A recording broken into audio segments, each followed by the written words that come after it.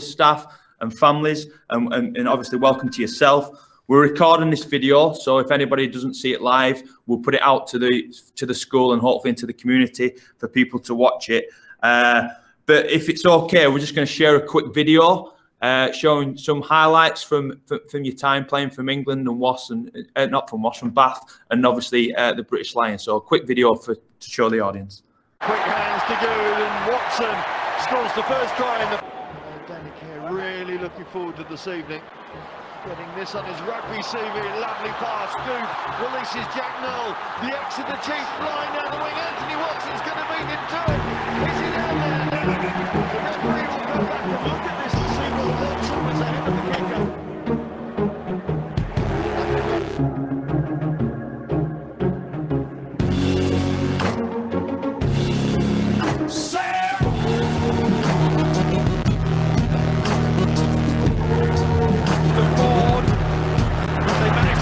Spence, maybe. What is on the inside? Anthony Watson. An England player runs so hard and determined to get over the line.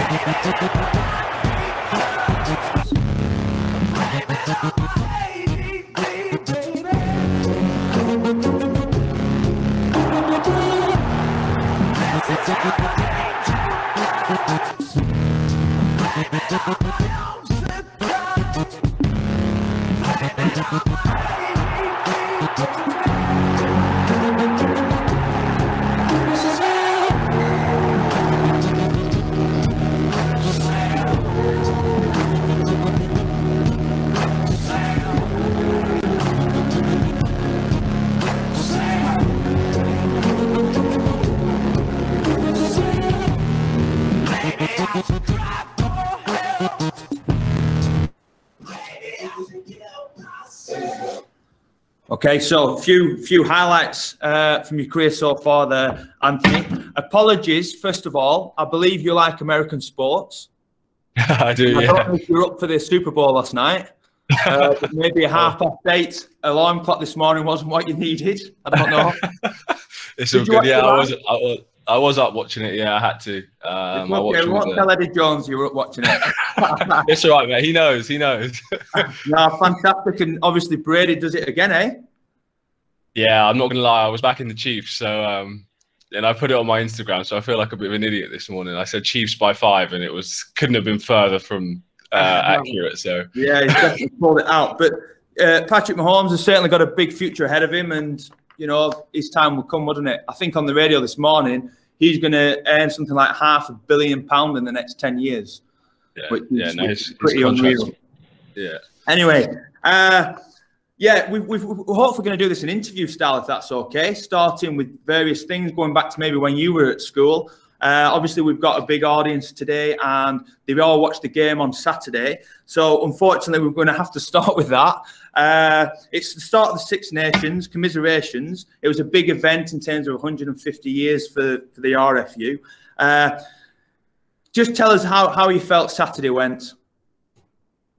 I mean, obviously, look, we're massively disappointed. You want to kickstart your campaign with a win, and we were fuming that we weren't able to do that. But not only weren't able to do that, we weren't able to feel like we fired any shots or, you know, showed what we were capable of in any facet, really. So that's why it's even more disappointing. You know, sometimes losing's never nice, but it's something that you can deal with a little bit better when you feel like you've, you know, played close to your potential, or at least, you know, been close. There's times where you just got to hold up your hands, haven't there, and say, actually, on the day, Scotland, you know, performed amazingly well and, you know, took the victory. I think yesterday's event at Wales really opens up the Six Nations. So, you know, it's certainly something that's still there to go for.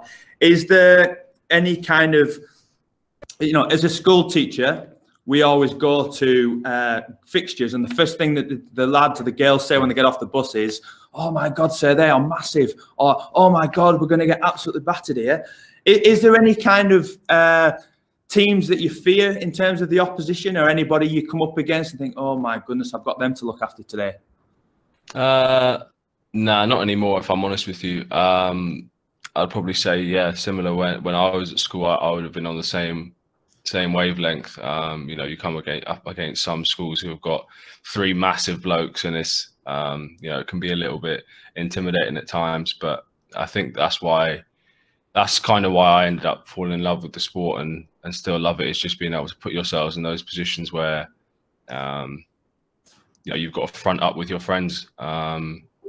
And yeah, I mean, yeah, like I said, I don't really feel that anymore because, you know, the margins when you get to professional rugby are so slim.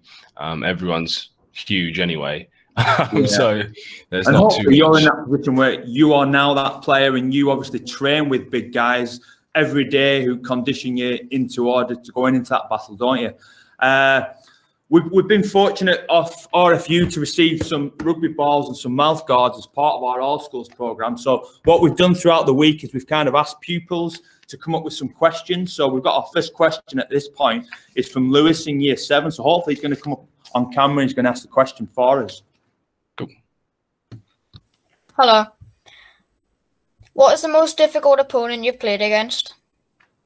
Lewis, mate, I'd say the most difficult player I've played against is a player from Samoa called David Lemmy. Quite interesting after what we were just saying there about big guys. He was actually a really small guy.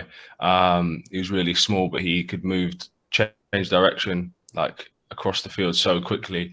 And I played against him when I was pretty early on in my career, and he was towards the end of his. And he just schooled me up. He taught me. I learned so much from that game. He was, like I said, he was so experienced. He knew all the tricks of the trade, and I didn't. And he kind of gave me a lesson that day in how to attack and defend on the wing. And it's a day I won't forget. Fantastic. Great question, Lewis. In terms of the Six Nations this year, it's going to be interesting with the British Lions tour hopefully going to happen, whether it be in South Africa or, you know, elsewhere with COVID, etc. Do you think there's an additional pressure, maybe, you know, Warren Gatland maybe watching all the games? Do you think there's an additional pressure this Six Nations with the Lions coming up?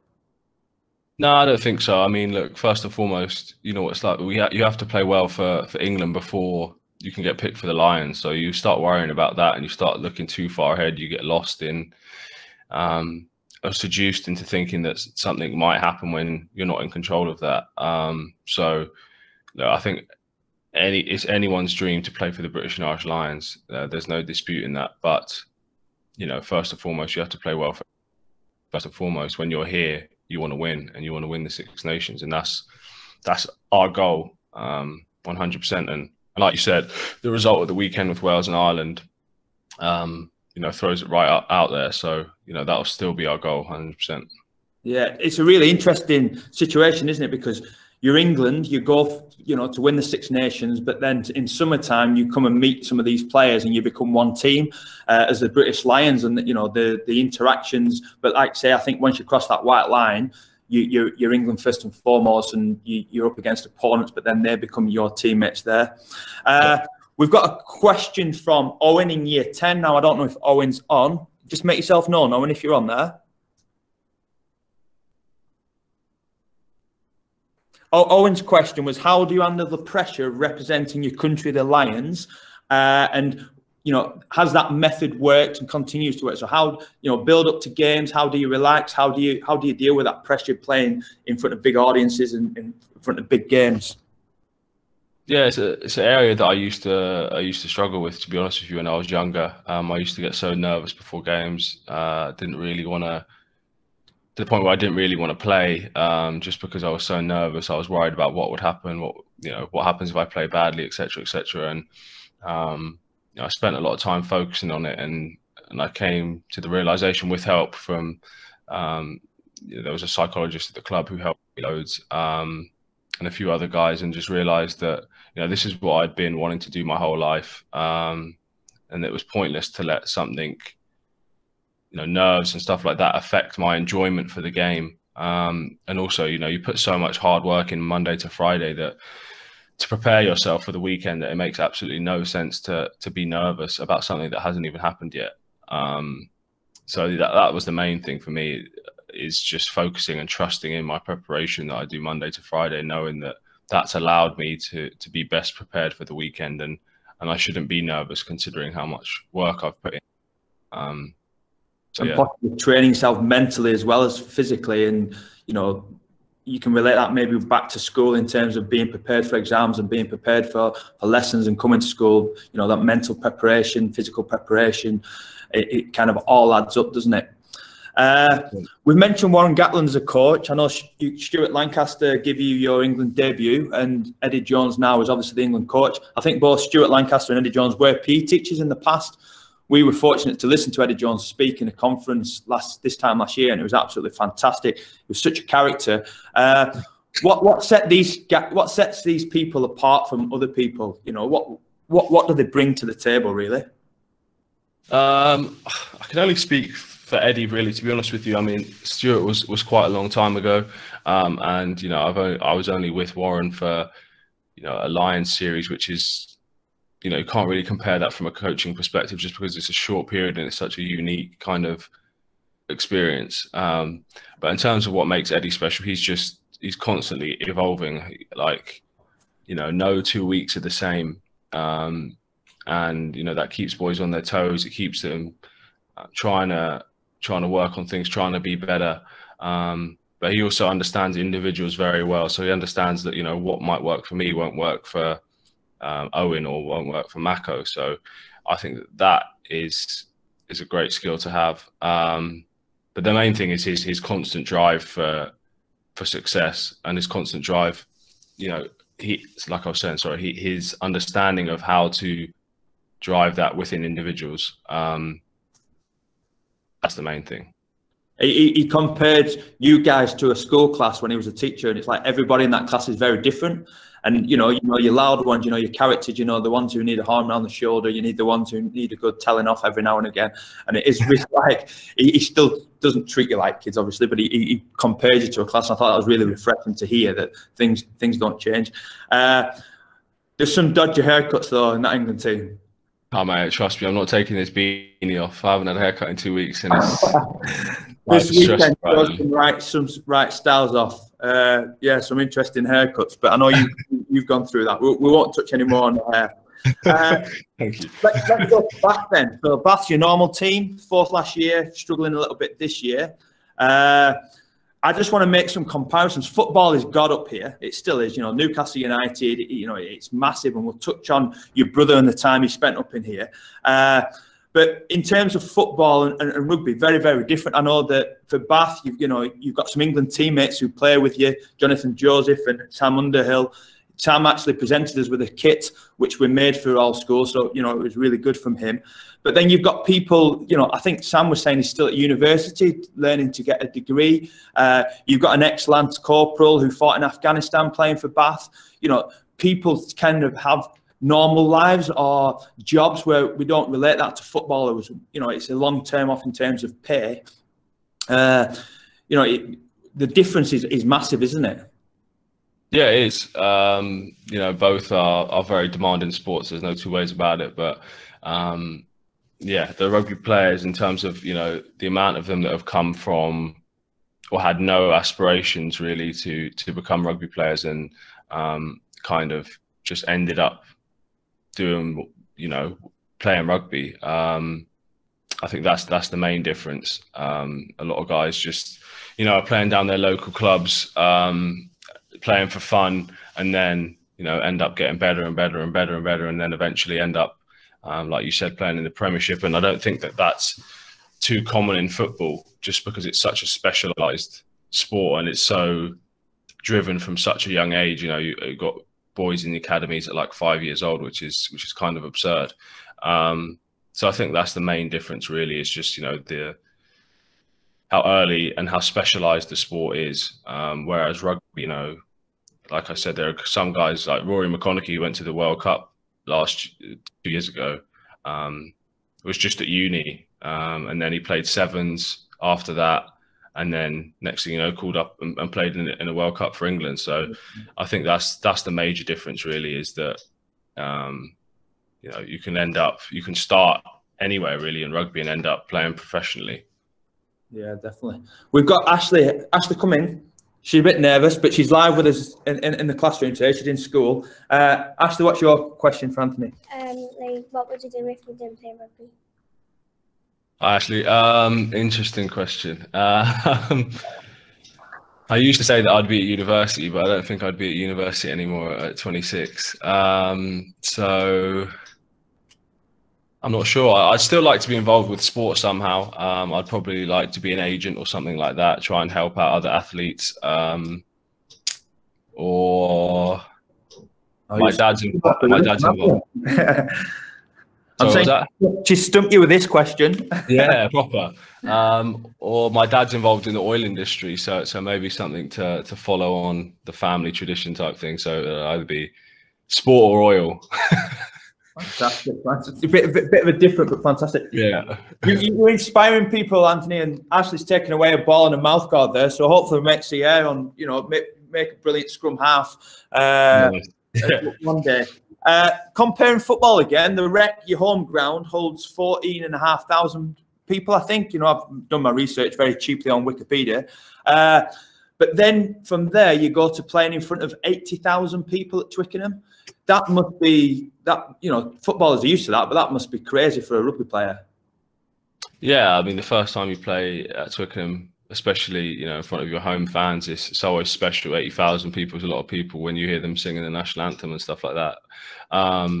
But, once the whistle goes, so after the national anthems, it could be 20,000, 30,000, 80,000. The difference, that you notice isn't that much because you're so into the game. It's more, when there's breaks in play or, like I said, when they're singing the national anthem or at the start of the game that you really notice the difference between 20, 30,000 to 80,000. But once the whistle's actually gone, you're so invested in the game and what's going on that it's very difficult to hear and notice what's going on around you anyway, other than your teammates and stuff. Yeah, wow. I think Jack from Year 9. Jack, are you there? Go on, Jack. How's the difference been when you had fans and no fans? Hi, Jack. Mate, yeah, it's very different. It's a tough one to.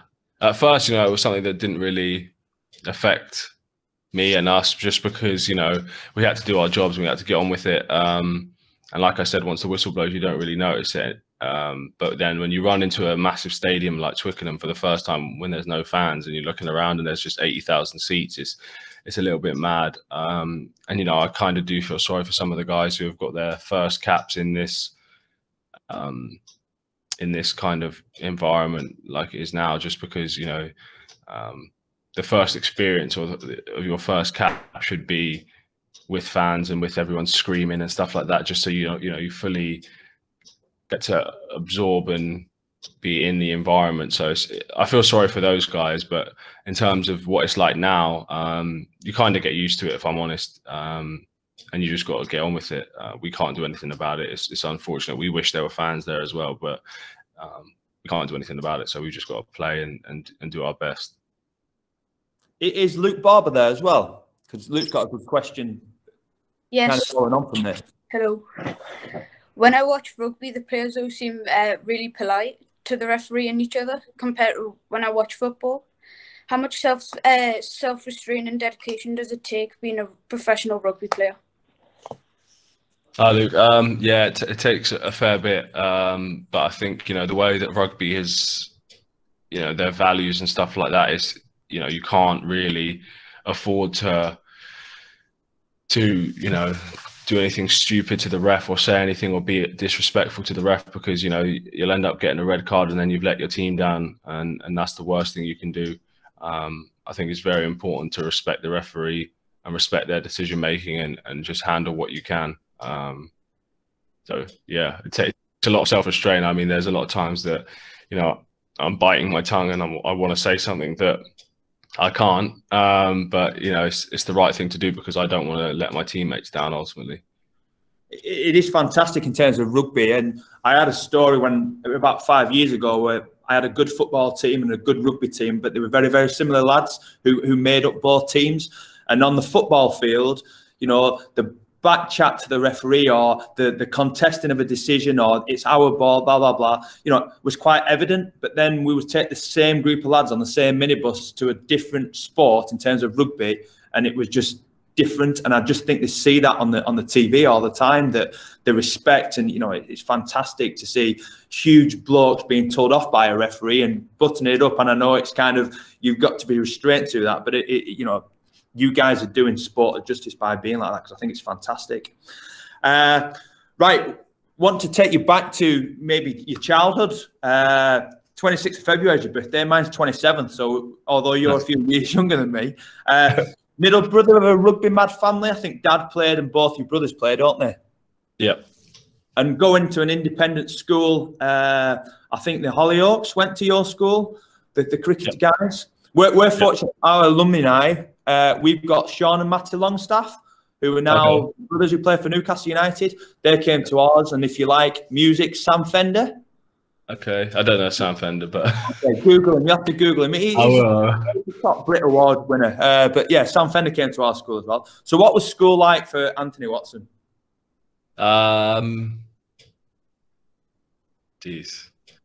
Ages ago. I don't know. It's one of those things, isn't it? It's like the old cliche everyone says when you're at school, like, you know, these are the best days, and you know, you'll miss it when you've left school. But at the time, I was so ready to get out of school and just play rugby. To be honest with you, and now I look back and I wish that I just enjoyed being around my mates and enjoyed school, but also enjoyed playing sport at school much more than I did.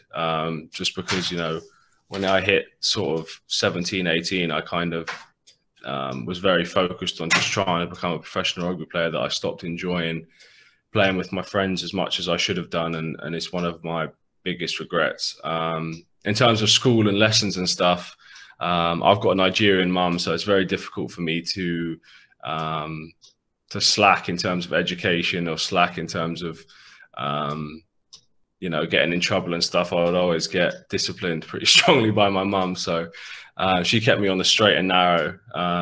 But, you know, being the middle child, I always kind of flirted with the edges a little bit. My older brother and younger brother were much more straight down the line than I was. But I think it put me in good stead having a mum like that. It meant that, you know, whilst I was very focused on rugby, I was also very understanding that, you know, it will be taken away from you very quickly. So she was very pushing of me to do stuff outside of rugby in terms of education, and I've done that. So yeah. Brilliant. Fantastic. And growing up, I think Alfie Sloan from Year 9 has got a question there. Alfie? If not, I'll ask it for him. Alfie asked, who was your biggest inspiration growing up? My biggest inspiration growing up was probably Jason Robinson. He was just a man. Like, you know, I looked to, when I was watching rugby, and especially the 2003 World Cup final, you see him just making stuff happen constantly across the pitch, scoring the try, just doing everything really. And he was the guy that England would kind of look to when they needed a spark. So yeah, I would say him. And, you know, in terms of who do I look up to now, who's my inspiration now, I'd probably say my dad, just because of the way he goes about his business, how he works and stuff like that, and how he is with people. So yeah, I'd say those two. Yeah, fab. How are we doing for time, Anthony? I know the lady just popped in there. Was she giving him as a warning, or are we good? I think so. I'm not sure. Yeah, you guys can crack on until she tells me to. Okay, fantastic.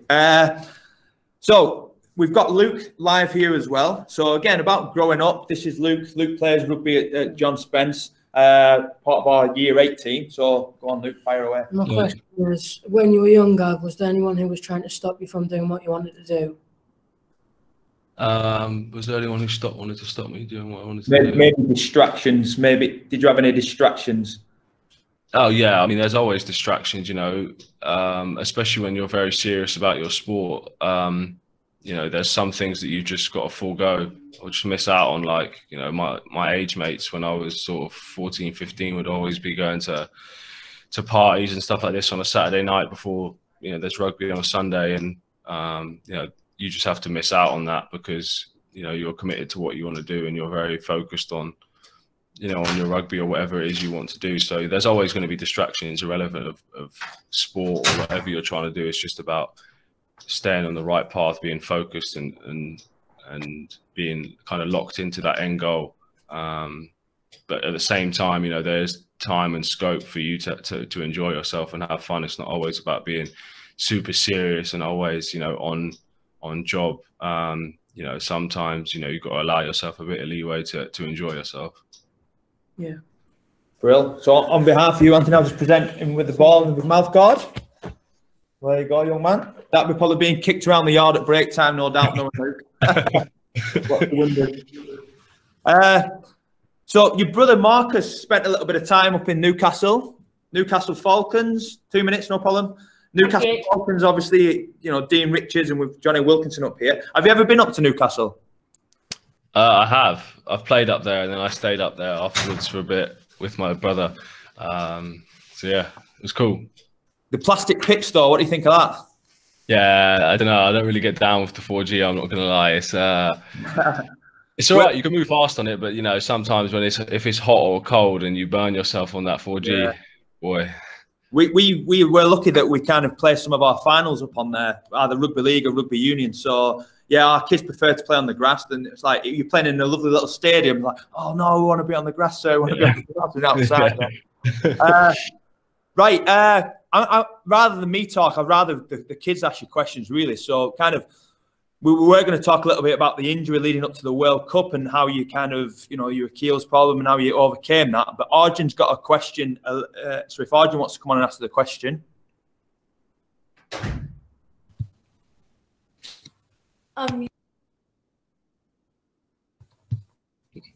Through hardships, what has been the... Wait. Through hardships, what has motivated you to keep on going and achieve where you are now? Hey, mate.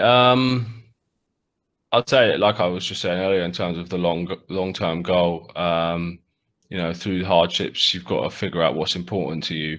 And I figured out with missing 13 months of rugby, how much I relied on rugby for me being happy, and also for me being, you know, on the straight and narrow and committing to something long-term. So that whole process just highlighted to me what was important. And, you know, once you've figured that out, it becomes very easy to commit to something and stay focused on it. So I'd say that's the main thing. But also, you know, you've got to be able to, like I said earlier, you've got to have a little bit of leeway and enjoy yourself a little bit through those times and not get too stressed out about anything. But having a good support network around you guys you can rely on, whether it's your friends, your family, whatever, just speaking to those people, bouncing ideas off them, just gathering as much information and knowledge as you can through those periods, being open with your emotions and stuff like that is very important. So I'd say that, you know, a blend of all those things I just mentioned is what helped me massively throughout hardships, or particularly throughout that injury, is the 13-month injury.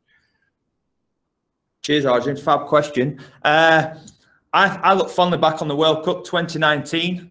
1 minute. Like 30 seconds. Sorry, he's got a meeting to go into. So yeah, thank you. Flynn's here, so Flynn's live. So he's going to ask you about your best try you've ever scored. What was your most memorable try that you scored in your rugby career? Flynn, mate. My most memorable try. I can't say it from a losing game, so it's going to have to be one that I won. I'd probably say I scored a try in the 2016 Six Nations Grand Slam game against France. I just remember it was such a big game. Like, we needed to win the Grand Slam, and, you know, everything wasn't going our way that game. And Ben Youngs put a great kick through, and I was lucky to get on the end of it. And I just remember what it did for us and for the team going forward in terms of giving us momentum to kick on and then win the game. So I'd probably say that was my most memorable one, just because of everything that followed, really. Cheers. Thank you very much. For sure. Good luck with the Six Nations. All the best with the British Lions call-up, hopefully. And look forward to seeing you in action next week against Italy. Appreciate it. Thanks very much, everyone. Thank you. No worries. Thank you.